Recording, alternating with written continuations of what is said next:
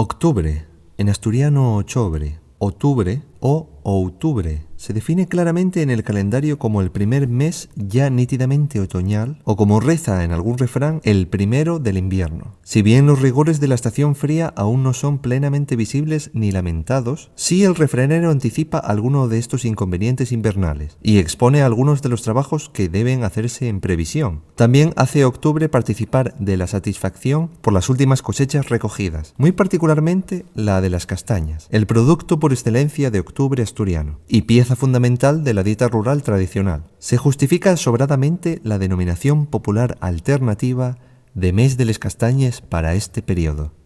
D'ochobre a xineru repón el tu aperio, de octubre a enero repón tus herramientas. Puesto que en este periodo se trabaja menos en los campos, lo propio es dedicarse a trabajos artesanos o, como en el refrán, arreglar las herramientas para prepararlas para el próximo año.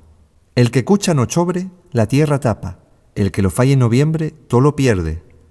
El que abona en octubre, la tierra tapa. El que lo hace en noviembre, todo lo pierde. Obsérvese que cuchar es abonar la tierra con estiércol o cucho. Abonar en estos meses previos al invierno es inconveniente para la tierra. Lo propio es más bien a partir de enero. El que duerme en ochobre y en mayo puede dormir todo el año. El periodo de menos actividad, al menos en el campo, es el comprendido entre estos meses. Sin embargo, el refrán advierte un ocio excesivo durante la temporada invernal será perjudicial para el conjunto del ciclo anual. Estos son algunos de los numerosos refranes que podemos escuchar del mes de ochobre. Estamos dejando algunos atrás, pero ¿qué te parecen los de hoy?